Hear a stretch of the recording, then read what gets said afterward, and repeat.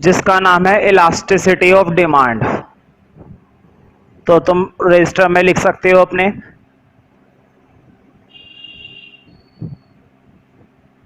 Elasticity of demand. तो पहले तो हम ये देखेंगे कि डिमांड का मतलब क्या होता है। डिमांड के बारे में वैसे हमें अच्छी खासी नॉलेज इससे पहले वाले चैप्टर में मिल चुकी है, ठीक है। अब हमें ये देखना है कि इलास्टिसिटी क्या चीज है। देखो, इलास्टिसिटी का सिंपल भाषा में समझो तो सिंपल सा एक मीनिंग होता है चेंज, या फिर हम कह सकते हैं चेंजेबल, है ना। तुम्हें मालूम है ना, अगर किसी भी गुड का या किसी भी प्रोडक्ट का या किसी भी चीज का प्राइस बढ़ता है या फिर कम होता है, किसी भी गुड का प्राइस या तो बढ़ेगा या फिर किसी भी गुड का प्राइस लगातार क्या होता चला जाएगा, कम। तो प्राइस के बढ़ने पर या प्राइस के कम होने पर हम कुछ रिस्पॉन्स करेंगे, या तो हम उस गुड की डिमांड को बढ़ा देंगे या फिर हम उस गुड की डिमांड को कम कर देंगे। कुछ तो रिस्पॉन्स करेंगे, है ना, कुछ तो रिस्पॉन्स करेंगे। इसका मतलब ये हुआ कि प्राइस के चेंज होने की वजह से, बोर्ड पे देखो, प्राइस के चेंज होने की वजह से तुमने उस गुड्स की डिमांड में क्या कर दिया, चेंज कर दिया। Due to change in price, due to change in price you can change the demand of that good in response to change in price। अगर किसी भी गुड का या किसी भी प्रोडक्ट का प्राइस बदलता है या फिर वो बढ़ता है या फिर वो कम करता है, according to the situation we can response to their demand, हम उसकी डिमांड के अकॉर्डिंग रिस्पॉन्स करते हैं due to change in price. और कौन बताती है इसके बारे में, इलास्टिसिटी। इलास्टिसिटी हमें यह बताती है कि किसी गुड की डिमांड में हम कितना चेंज कर सकते हैं अगर उस गुड का क्या चेंज हो जाएगा, प्राइस। तो देखो कितनी सिंपल सी डेफिनेशन है। इलास्टिसिटी का मतलब कितना सिंपल सा है, देखो, due to change in the price of a particular commodity, due to change in the price of a particular commodity we can change the demand of that good, या फिर we can change the demand of that particular commodity according to their elasticity. तो elasticity और कुछ नहीं है, elasticity हमें यह बताती है कि हम किसी गुड की डिमांड में कितने का चेंज कर सकते हैं अगर किसी गुड का प्राइस बदलता है, ठीक है। और अगर फॉर्मूला समझना चाहते हो तो देखो कितना आसान फॉर्मूला है, कितना आसान फॉर्मूला है। तुमने परसेंटेज चेंज कर दिया किसमें, डिमांड में। डीडी का मतलब है डिमांड। ये जो ट्रायंगल मैंने बनाया ना, इसको ट्रायंगल नहीं बोलते हैं, इसको बोलते हैं डेल्टा। इस ट्रायंगल को क्या बोला जाता है, डेल्टा, जिसका इंग्लिश में मतलब होता है चेंज, ठीक है। मतलब मैंने डिमांड में परसेंटेज चेंज करा है, किसकी वजह से, प्राइस में परसेंटेज चेंज की वजह से। देखो, change in demand due to change in price is equal to elasticity. Elasticity और कुछ नहीं होता है, प्राइस के चेंज होने की वजह से डिमांड में हम जितने का चेंज करते हैं वही चेंज क्या कहलाता है, इलास्टिसिटी कहलाती है, ठीक है। फॉर एग्जांपल बोर्ड पे देखो, प्राइस में 5% का चेंज हुआ, मान लो प्राइस के अंदर 5% की क्या हुई, कमी हो गई। बोर्ड पे देखो, मैंने तुमसे कहा कि प्राइस में 5% की क्या हो गई है, कमी हो गई है। तो मुझे बताओ, जब 5% की कमी हुई है तो डिमांड को बढ़ाओगे या कम करोगे। जब कोई सी भी गुड सस्ती होने लगती है, जब किसी भी गुड का प्राइस धीरे धीरे क्या होने लगता है, कम होने लगता है, तो हम उस गुड की डिमांड को धीरे धीरे बढ़ाने लगते हैं, यानी कि हम उस गुड की डिमांड को बढ़ा देंगे। लेकिन क्वेश्चन ये कितने परसेंट से, तो मेरी तरफ से वैल्यू ले लो 10%। तुमने उस गुड की डिमांड को बढ़ा दिया कितने परसेंट से, 10% से। तो मुझे बताओ इलास्टिसिटी कितनी निकल आएगी, इलास्टिसिटी निकल आएगी 2। इलास्टिसिटी की वैल्यू कितनी निकल आई, 2 निकल आई। तो ऐसे सॉल्व करते हैं न्यूमेरिकल, लेकिन अभी मैं न्यूमेरिकल पे काम नहीं करवा रहा हूं, अभी मैं केवल इलास्टिसिटी का मतलब बता रहा हूं। तो देखो, इलास्टिसिटी कुछ भी नहीं है, अगर किसी गुड का प्राइस बदलता है तो उस प्राइस के अकॉर्डिंग हम अपनी डिमांड को कैसे बदलेंगे, वो कौन बताती है, हमें इलास्टिसिटी बताती है, ठीक है। तो देखो कितना आसान सी डेफिनेशन है, चैप्टर तुमने डाल रखा है, लिखो number 1 elasticity. Elasticity of demand. वैसे तो डिमांड की ही बात हो रही है, तुम पूरा लिखना, कभी dt लिख दो, लिखो इलास्टिसिटी ऑफ डिमांड की डेफिनेशन, कई बार आ चुकी है, what do you mean by elasticity of demand. तो लिखो it refers to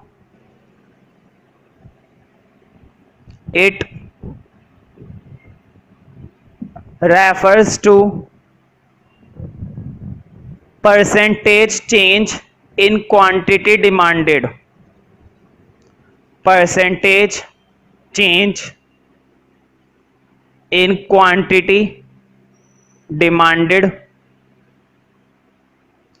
It refers to percentage change in quantity demanded in response to, board पे लिखा हुआ है रिस्पॉन्स टू, खुद से लिखो तो बहुत बढ़िया है, in response to a given percentage change, in response to a given percentage change in the price of commodity, percentage change in the price of a commodity, in the price of a commodity।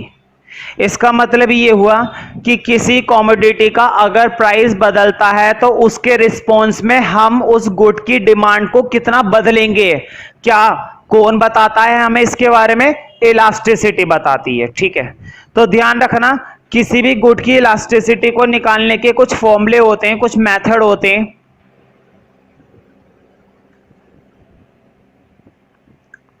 तो heading डाल दो measures of, measures बोलो या method बोलो, measures of elasticity of demand. देखो मैंने short में लिख दिया ईडी, तुम ऐसे मत करना, तुम पूरा लिखना measures of elasticity of demand, पूरा लिखना। तो देखो वैसे तो दो मेथड है, लिखो कैपिटल ए, पहला मेथड होता है हमारा परसेंटेज मेथड,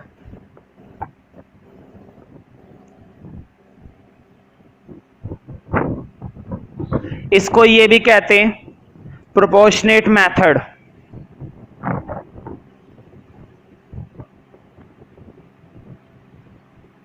प्रोपोर्शनेट मेथड। अगला लिखो कैपिटल बी, अगला है ज्योमेट्रिक मेथड,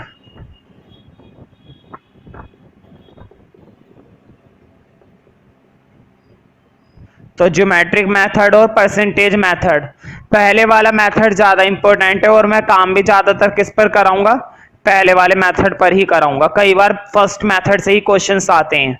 इलास्टिसिटी से एक न्यूमेरिकल तो तुम मानकर चलो, इलास्टिसिटी का इस चैप्टर से एक न्यूमेरिकल तो आएगा ही आएगा 4 नंबर में।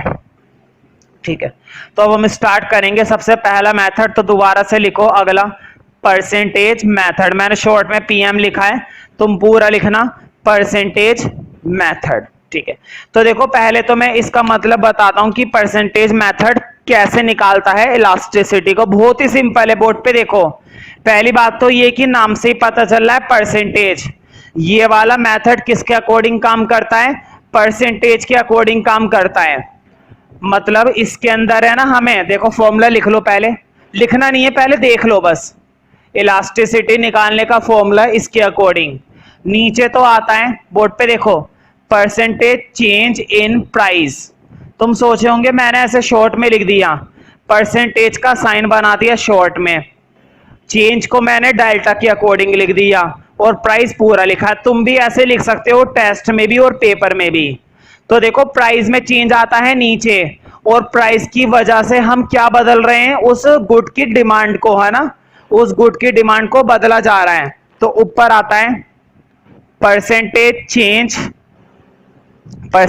चेंज क्वांटिटी डिमांडेड, मैंने शॉर्ट में लिख दिया क्यूडी। हाँ क्यूडी तुम्हें शॉर्ट में नहीं लिखना है, तुम डेल्टा बना सकते हो, परसेंटेज का साइन बना सकते हो, लेकिन क्यूडी को शॉर्ट में नहीं लिख सकते। क्यूडी मतलब क्वांटिटी डिमांडेड, मतलब प्राइस बदलने की वजह से तुम उस क्वांटिटी को कितना बदलोगे, प्राइस बढ़ने की वजह से कैसे बदलोगे, प्राइस कम होने की वजह से कैसे बदलोगे और कितना बदलोगे, वो कौन बताता है हमें, इलास्टिसिटी। और हमेशा ध्यान रखना, तुम्हें एक बात मालूम है ना, प्राइस के बढ़ने की वजह से क्वांटिटी को हम कम खरीदते हैं। तुमने चैप्टर इससे पहले वाला पढ़ रखा है, डिमांड वाला, तो ये बात हम मानकर चलेंगे कि तुम्हें लो ऑफ डिमांड के बारे में अच्छी खासी नॉलेज है। देखो बोर्ड पे, प्राइस के बढ़ने से हम क्वांटिटी को कम परचेज करते हैं और प्राइस के कम होने से क्वांटिटी को ज्यादा परचेज करते हैं। क्यों?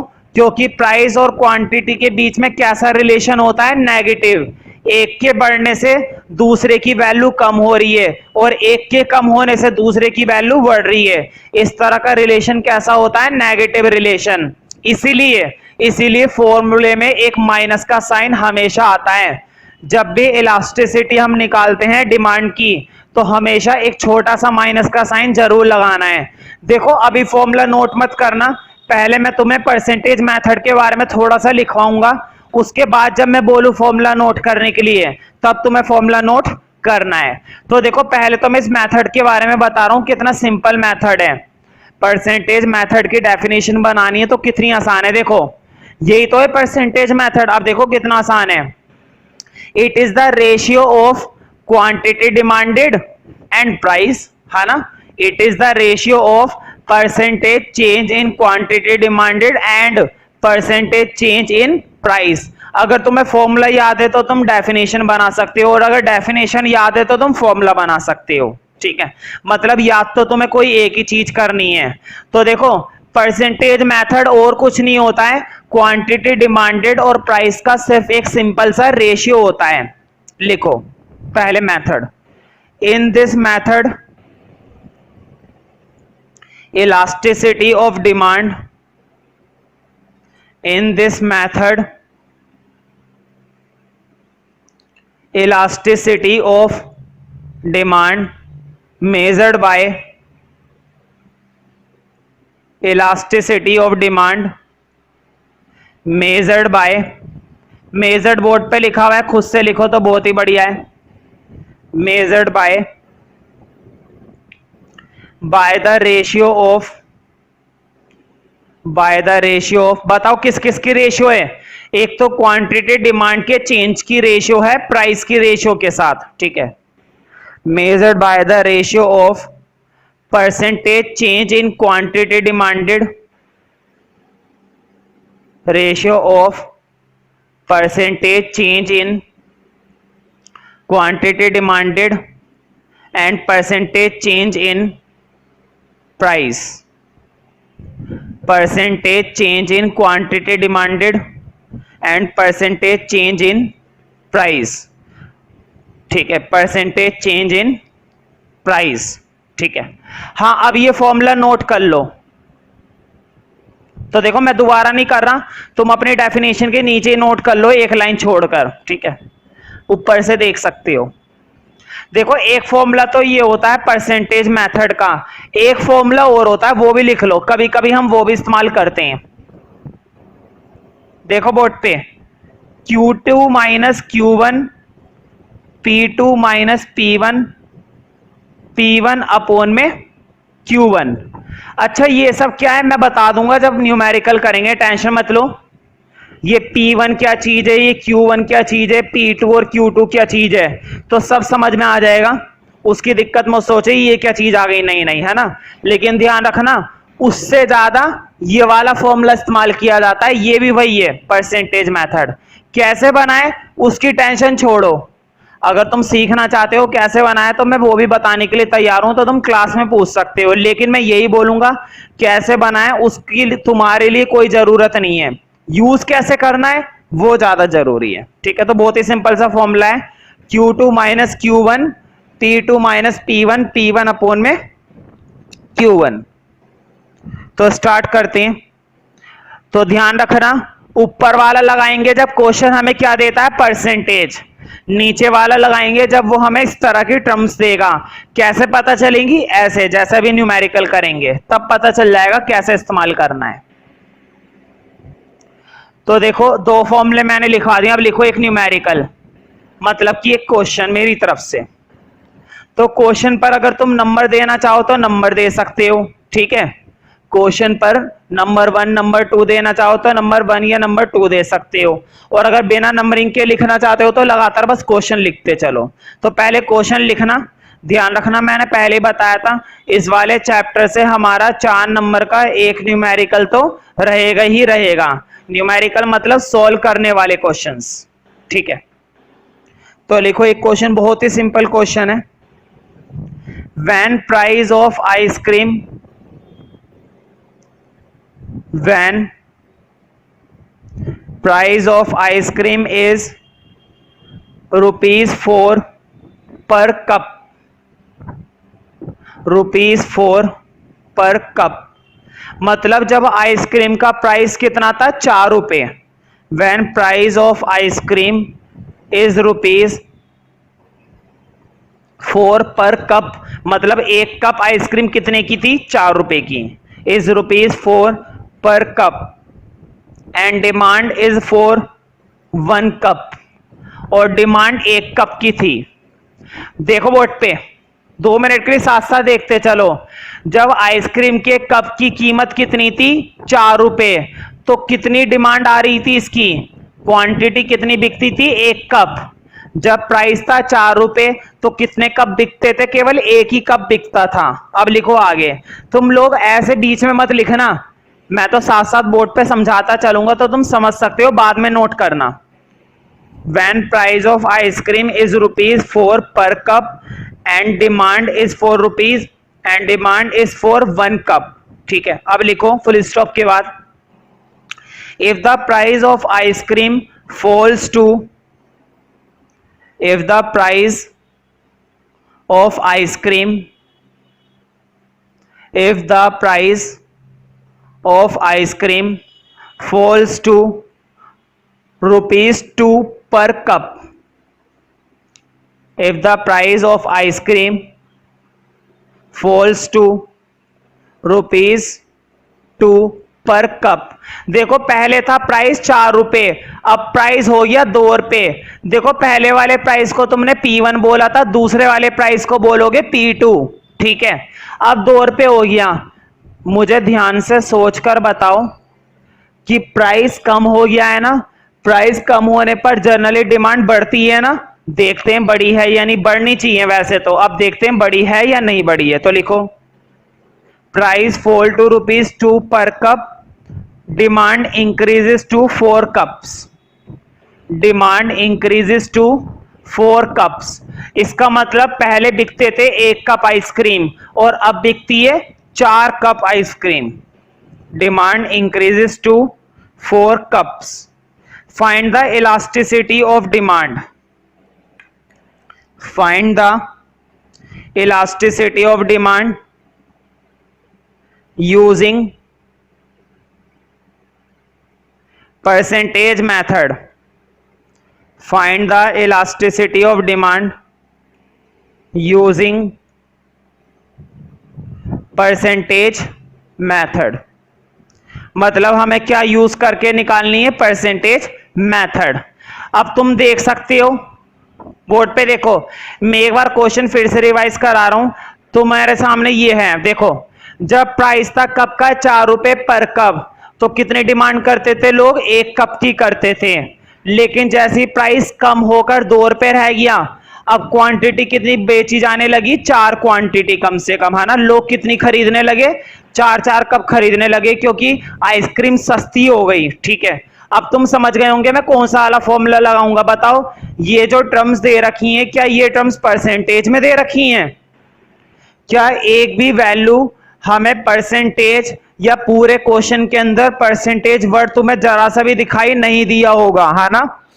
हाँ, लेकिन तुम्हें एक जरूर दिखाई दे रहा होगा, लास्ट में लिखा हुआ था बाय यूजिंग परसेंटेज मेथड, है ना।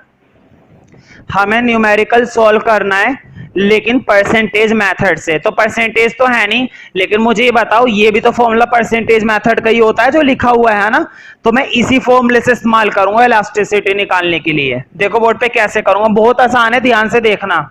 माइनस तो चल ही रहा है, बोर्ड पे देखो, Q2 माइनस Q1, देखो 4 minus 1, P2 minus P1, board पे देखो, ये है P2 और ये है P1, तो 2 में से 4 माइनस करेंगे। अब इधर देखो, P1 अपोन में Q1, बताओ P1 कितना है 4 और Q1 कितना है 1। जब भी वैल्यू डालो ना, तो वैल्यू डालते समय इस तरह से जरूर लिख लो जैसे मैंने ऊपर लिखा है। ध्यान रखना, तुम्हारा सॉल्यूशन यहां से स्टार्ट होएगा, ना कि यहां से।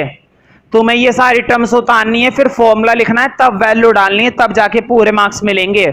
अब सॉल्व करते हैं कि कितनी इलास्टिसिटी आ रही है।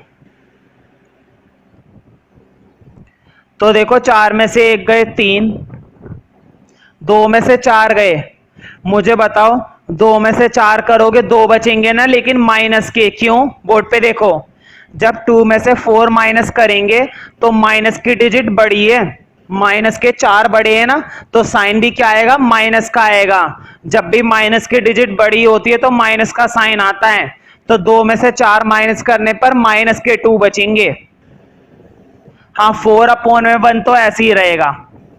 अब एक चीज तुमने गौर करी, बाहर भी माइनस अंदर भी माइनस। ध्यान रखना, जब बाहर भी माइनस होता है ब्रैकेट के और ब्रैकेट के अंदर भी माइनस होता है, तो माइनस माइनस आपस में क्या हो जाते हैं, प्लस। तो मैं अगले स्टेप में माइनस माइनस को प्लस कर रहा हूं, तो हटा रहा हूं, और ऊपर क्या बचा हुआ है 4। तुम सोच रहे हो मैंने अपोन वाला 1 कहां कर दिया। ध्यान रखना, अपोन में 1 की कोई वैल्यू नहीं होती है। अगर अपोन में 1 चल रहा है तो उसकी कोई वैल्यू नहीं है। हाँ, 2 से ये काट दो, 2 2 जा 4 है ना, 2 से ये 4 कट सकता है। जब भी इस तरह की टर्म अपोन में होती है और मल्टीप्लाई में होती है तो कट सकता है। अब बताओ 3 की 2 से करेंगे, कितना मल्टीप्लाई होकर आएगा, 6, यानी कि इलास्टिसिटी ऑफ डिमांड आ गई 6। तो देखो कितनी आसानी से हमने इलास्टिसिटी ऑफ डिमांड निकाल दी। तो ध्यान रखना, बिल्कुल इसी तरह से बहुत ही सिंपल सिंपल क्वेश्चंस आएंगे। कोई बहुत बड़ा यहां पर लॉजिक नहीं लगाना है, कोई बहुत बड़ी मैथ्स की कैलकुलेशन नहीं, बिल्कुल सिंपल काम है।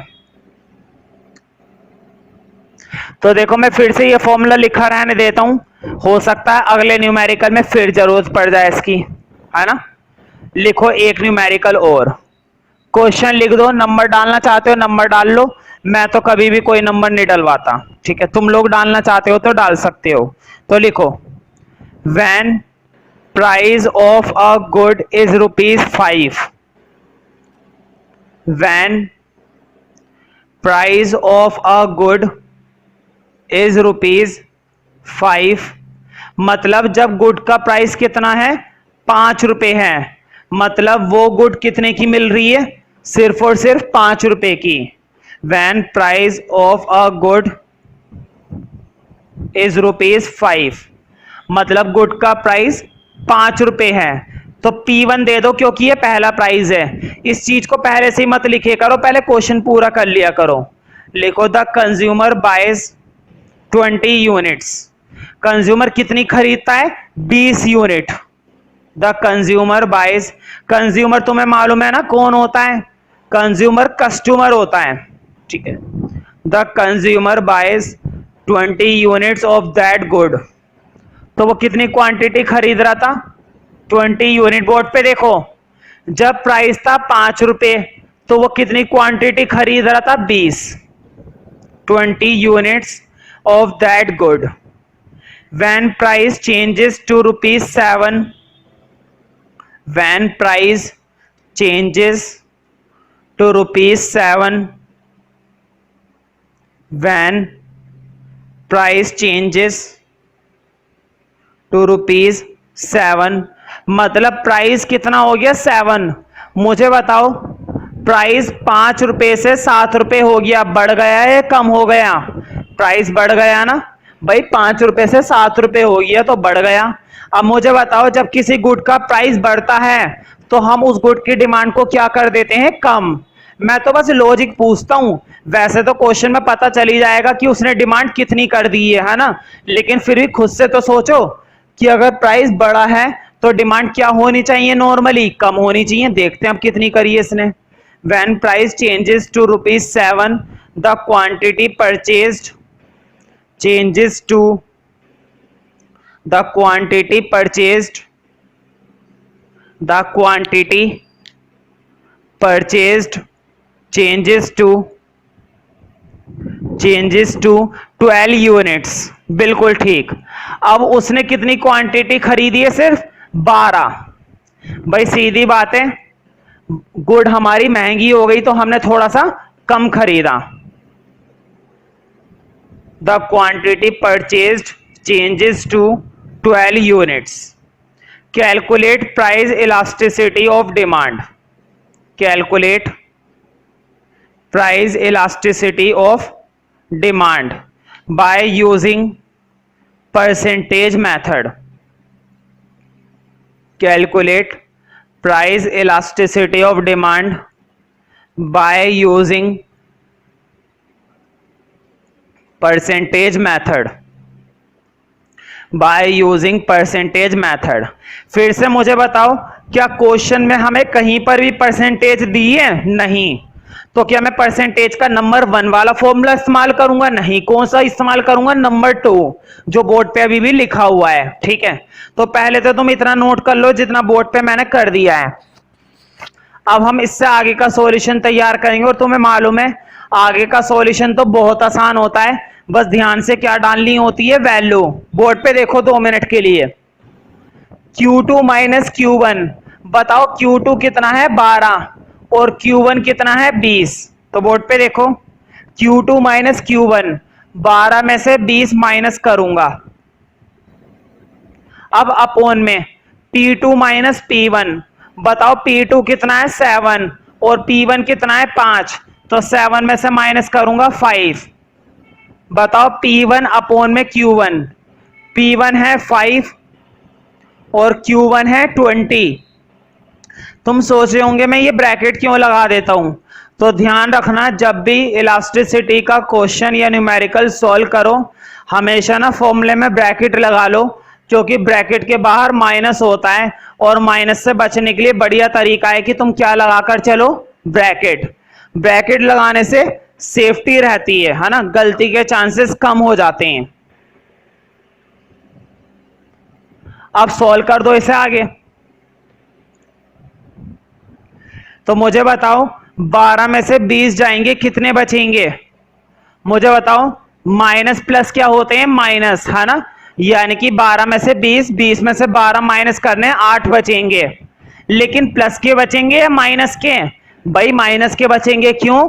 क्योंकि देखो माइनस की डिजिट बड़ी है। 12 बड़ा है प्लस का या माइनस का 20 बड़ा है? माइनस का 20 बड़ा है और हमेशा साइन बड़ी डिजिट का आता है। तो माइनस के 8 बचेंगे। हाँ, 7 में से 5 गए, कितने बचेंगे? 2।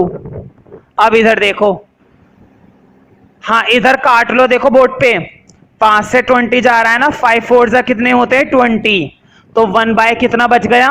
4। इस वाले स्टेप में तो कोई दिक्कत नहीं होनी चाहिए भाई। मैं 12th क्लास में इतनी उम्मीद कर सकता हूं, किस तरह की छोटी मोटी कैलकुलेशन तुम लोगों को आनी चाहिए। अब देखो कुछ चीजें और कट रही हैं। मैंने बताया था माइनस बाहर होता है और माइनस अंदर होता है, तो माइनस माइनस क्या हो जाते हैं? प्लस। माइनस और माइनस हमेशा आपस में क्या हो जाते हैं? प्लस हो जाते हैं। तो माइनस माइनस तो हो गए प्लस। हाँ, 8 अपोन में 2 और 1 बाय 4। देखो कुछ चीजें कट गई। 4 से ये 8 गया 2 पर और 2 से ये 2 गया। बताओ, सब कुछ कट गया। जब मल्टीप्लाई डिवाइड में सब कुछ कटता है ना, तो आंसर 0 नहीं आता। सब कुछ कटने पर आंसर 1 आता है। कुछ बच्चों को लगता है कि डिवाइड में सारा कट गया तो आंसर 0 आया। नहीं, डिवाइड में जब सारा कटता है तो आंसर 1 आता है। तो इसका मतलब ये हुआ कि इस बार इलास्टिसिटी ऑफ डिमांड की वैल्यू कितनी आई है? 1। तो नेक्स्ट क्वेश्चन देखते हैं।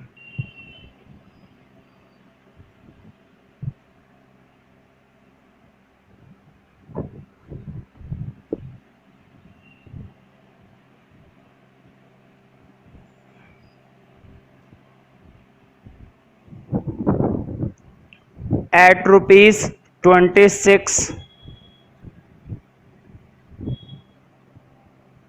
एट रुपीज 26 पर यूनिट, मतलब जब रेट कितने रुपए का था 26 का, P1 पहले वाला प्राइस कितना था 26 rupees, eight rupees 26 per unit the demand for a commodity, the demand for a commodity is 30 units, the demand for a commodity is 30 units, मतलब डिमांड कितनी क्वांटिटी की हो रही है 30 की, है ना।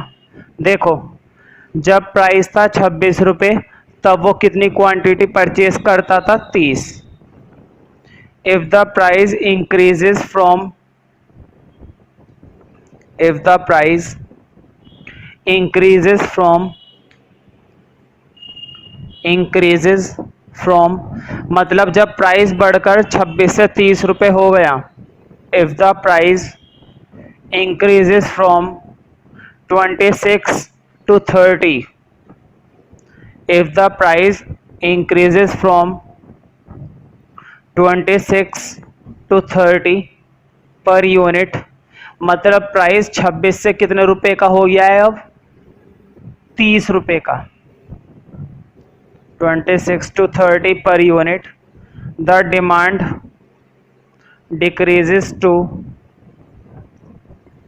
the demand decreases to 15 units, तो डिमांड कितनी क्वांटिटी की रह गई बस 15 यूनिट की रह गई। भाई सीधी बात है, जब प्राइस बढ़ गया है तो लोग कम खरीदेंगे, है ना, महंगा हो गया है गुड, तो लोगों ने कम खरीदा और कितने की डिमांड करी, बस डिमांड करी 15 की, पहले 30 खरीदते थे अब 15 खरीदी। ठीक, calculate price elasticity of demand, calculate price elasticity of demand, तो निकालते हैं भाई फॉर्मूला तुम लोगों के लिए मैं लिख देता हूं फिर से, minus Q2 minus Q1 P2 minus P1 into में P1 अपॉन में Q1। देखो Q2 माइनस Q1, बताओ Q2 की वैल्यू 15 है और Q1 की वैल्यू 30 है, तो 15 माइनस 30, और P2 माइनस P1, P2 की वैल्यू 30 है और P1 की वैल्यू 26 है। अब P1 अपॉन में Q1, P1 है 26 और Q1 है 30, सॉल्व कर दो इसको। देखो 15 में से 30 जाएंगे, बताओ 15 में से 30 माइनस करोगे 15 बचेगा, लेकिन माइनस का क्यों, क्योंकि माइनस की डिजिट बड़ी है। बताओ प्लस का 15 बड़ा है या माइनस का 30 बड़ा है, 30 बड़ा होता है ना। हाँ 30 में से 26 गए, 4 नीचे बचेंगे, इनटू में यहाँ पर है 26 अपॉन में 30। अब देखो अंदर भी माइनस और बाहर भी माइनस, और तुम्हें मालूम है ना जब अंदर भी माइनस होता है और बाहर भी माइनस होता है तो माइनस माइनस क्या हो जाते हैं प्लस, माइनस माइनस का साइन आपस में क्या हो जाएगा प्लस हो जाएगा। तो देखो मैं इधर लिख रहा हूँ, माइनस माइनस तो हो गए प्लस, तो 15 अपॉन में 4 बचा और 26 अपॉन में 30 बचा। देखो कुछ चीजें कट रही हैं, है ना। देखो बोर्ड पे 15 से तो 30 गया 2 पर, और 2 से 26 गया, 2 एकम 2, 2 तिया 6, ऊपर बचा 13, नीचे बचा 4। हाँ डिवाइड कर लेना, मैं ये बात मानकर चल रहा हूँ कि कम से कम तुम डिवाइड खुद से कर सको। तो देखो डिवाइड करके जो आएगा फाइनल आंसर वो मेरे पास फाइनल सॉल्यूशन है, डिवाइड करके आएगा 3.25। कभी कभी इलास्टिसिटी ऑफ डिमांड पॉइंट में भी आ जाती है, कभी कभी इलास्टिसिटी ऑफ डिमांड हमारी पॉइंट में भी आ जाती है, तो कोई बात नहीं, पॉइंट में आने तो क्या दिक्कत है। ठीक है,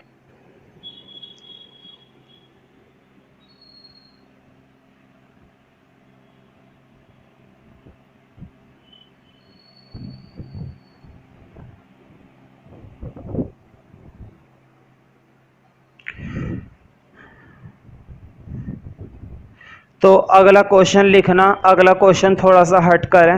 नेक्स्ट क्वेश्चन लिखो। मैं नंबरिंग नहीं डाल रहा हूँ, तुम नंबरिंग डालना चाहो तो डालते रहो, ठीक है। लिखो, when price of a good rises from, when price of a good rises from, rises का मतलब वही होता है इंक्रीज होना, ठीक है। मतलब जब गुड का प्राइस राइज करता है कितने से कितना, अभी मैं बताता हूँ, पहले लिखो। When price of a good rises from 20 per unit to 23 per unit. Board पे देखो, पहले प्राइस था 20 रुपीज़, अब 20 से कितना हो गया 23, ठीक है। When price of a good rises from 20 to 23 rupees per unit, its demand falls by, its demand falls by। मुझे बताओ प्राइस 20 से 23 हो गया है, बड़ा है या कम हुआ है? प्राइस जो है 20 रुपये से कितना हो गया है 23 रुपये हो गया है, बड़ा है ना। और तुम्हें एक चीज मालूम होगी, जब भी प्राइस बढ़ता है तो डिमांड कम हो जाती है। तो देखो ये लिखा हुआ है, इट्स डिमांड फॉल्स बाय, है ना, इसकी डिमांड कम हुई है। Its demand falls by 30%, its demand falls by 30%, मतलब 30% से इसकी डिमांड क्या हो गई, कम। Calculate price elasticity of demand, calculate price elasticity of demand, price elasticity of demand. मुझे बताओ क्या क्वेश्चन में हमें एक आध टर्म परसेंटेज में दे रखी है? बिल्कुल। इस बार जो हमें बोर्ड पे देखो, इस बार हमें परसेंटेज चेंज दिया गया है क्वांटिटी डिमांडेड का, है ना। हमने 30% फॉल करा है, हमने डिमांड में कितने की कमी करी है, 30% की कमी करी है। देखो लिखा हुआ है डिमांड फॉल्स बाय, यानी कि डिमांड में कमी हुई है। एक बात ध्यान रखना, जब भी डिमांड में कमी हो चाहे प्राइस में कमी हो, ध्यान रखो कमी, जब भी कमी हो तो माइनस का साइन लगा दे करो। माइनस के साइन का मतलब है हमने डिमांड को क्या करा है, कम। अगर डिमांड को बढ़ाया होता तो प्लस होता है, और डिमांड को कम किया होता है तो माइनस का साइन लगा देना। क्वेश्चन नहीं बताएगा, ये तुम्हें खुद लगाना है, ठीक है। वही काम प्राइस में भी है, अगर प्राइस कम किया होगा तो प्राइस के साथ माइनस का साइन लगा देना, और प्राइस का परसेंटेज बड़ा होगा तो प्लस का साइन लगा देना, ठीक है। ऐसा हम तब करते हैं जब परसेंटेज चेंज दिया होता है, ठीक है। अच्छा मुझे बताओ, तुम्हें मालूम है इलास्टिसिटी ऑफ डिमांड का formula percentage change in quantity demand ऊपर और परसेंटेज चेंज इन प्राइस नीचे, और बीच में आता है माइनस यहाँ पर, है ना। तो क्या प्राइस का परसेंटेज चेंज दे रखा है हमें? क्या क्वेश्चन ने हमें प्राइस का परसेंटेज चेंज दिया है? नहीं भाई, प्राइस का तो परसेंटेज चेंज नहीं दिया। क्या क्वांटिटी डिमांड का दे रखा है? हाँ, क्वांटिटी डिमांड का तो दे रखा है, प्राइस का नहीं दिया, लेकिन प्राइसेस तो दे रखे हैं। अब देखो प्राइस का परसेंटेज चेंज उन्होंने नहीं दिया, लेकिन प्राइस का परसेंटेज चेंज मैं निकाल लूंगा। और कैसे? ऐसे देखो, परसेंटेज चेंज निकालना है प्राइस का, तो देखो बहुत आसान फॉर्मूला है। तुम कहोगे भैया कितना आसान फॉर्मूला था, ठीक है। हमेशा ध्यान रखना P2 में से P1 माइनस करते हैं, फॉर्मूला लिखना चाहो तो लिख लेना, P2 माइनस P1 करते हैं, है ना। देखो वट पे दूसरा वाला प्राइस पहले और पहले वाला प्राइस बाद में, ठीक है। और हमेशा अपॉन में कौन से वाला प्राइस रखना है मालूम है? हमेशा अपॉन में रखना है पहले वाला प्राइस। बात याद रहेगी ना। हमेशा दूसरे वाला प्राइस पहले और पहले वाला प्राइस बाद में, अपॉन में पहले वाला प्राइस, मतलब P2 माइनस P1 अपॉन में P1। और क्योंकि परसेंटेज बना रहे हैं तो इनटू में 100 करना मत भूलना। अब वैल्यू डाल दो, बताओ P2 कितना था 23, P1 कितना है 20, और अपॉन में कितना है 20, और इनटू में कितना है 100। बोर्ड पे देखो 23 में से 20 गए, 3 अपॉन में 20 इंटू 100। हाँ, ये कट जाएगा तुम्हारा, 0 से 0 गई, 2 5 जा 10, और 5 सी कितने होते हैं 15। तो परसेंटेज चेंज प्राइस का निकल आया कितना, 15%। तो ध्यान रखना ये काम कोई रफ का नहीं है, कभी तुम सोचो मैंने रफ में करा है, ये सॉल्यूशन का पार्ट है, ये उतारना है। बोर्ड पे देखो, इस फॉर्मूले से पहले तुम्हें ये सॉल्यूशन उतारना है, तब इलास्टिसिटी निकालनी है। कभी तुम सोचो कि पहले इलास्टिसिटी निकाल दो बाद में ये उतारू, नहीं भाई, पहले परसेंटेज चेंज प्राइस का निकाल तो लो, तभी तो इलास्टिसिटी निकाल सकते हो। देखो बोर्ड पे, अब तुम्हारे पास दोनों चीजें हैं। बोर्ड पे देखो, क्या क्वांटिटी डिमांडेड का परसेंटेज चेंज दे रखा था? बिल्कुल, ये रहा क्वांटिटी डिमांडेड का परसेंटेज चेंज, ये रहा, डाल दो माइनस का 30। और परसेंटेज चेंज प्राइस का निकाल रखा है, प्राइस का ये रहा नीचे, डाल दो 15%। तुम सोचोगे मैं परसेंट क्यों नहीं डाल रहा हूं? देखो परसेंट डालने की जरूरत नहीं है, ये बात तो अंडरस्टूड है कि ये दोनों वैल्यू किस में है, परसेंटेज में ही है। ठीक है, बोर्ड पे देखो, माइनस माइनस तो अब तुम्हें याद हो गए होंगे, माइनस माइनस क्या हो जाते हैं, प्लस हो जाते हैं। ऊपर तो बचा 30, नीचे बचा 15, काट दो, 15 से 30 गया 2 पर, तो इलास्टिसिटी ऑफ डिमांड कितनी निकल आई, 2। तो ध्यान रखना ये छोटी छोटी चीजें हैं, अगर इनका थोड़ा सा ध्यान रखोगे तो बहुत ही बढ़िया रहेगा। ठीक है, एक न्यूमेरिकल और करते हैं, है ना, और फिर उसके बाद और करेंगे।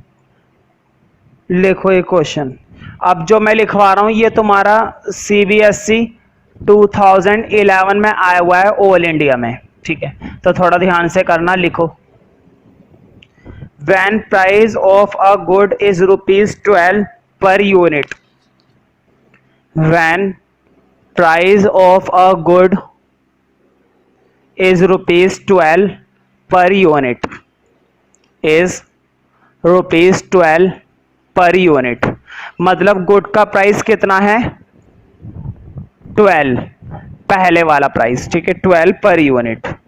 द कंज्यूमर बाइज 24 यूनिट, तो कंज्यूमर कितनी यूनिट खरीदता है, 24।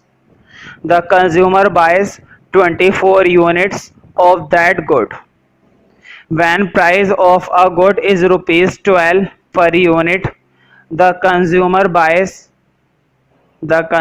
buys 24 units of that good, 24 units of that good, when price rises to ₹14 per unit, when price rises to ₹14 per unit, price बढ़कर कितना हो गया, 14 रुपए। When price rises to ₹14 per unit, the consumer buys 20 units. अब consumer ने अपनी quantity कम कर दी, भाई कम ही करेगा, प्राइस बढ़ते हैं तो क्वांटिटी को हम क्या करते हैं, कम। The consumer buys 20 units.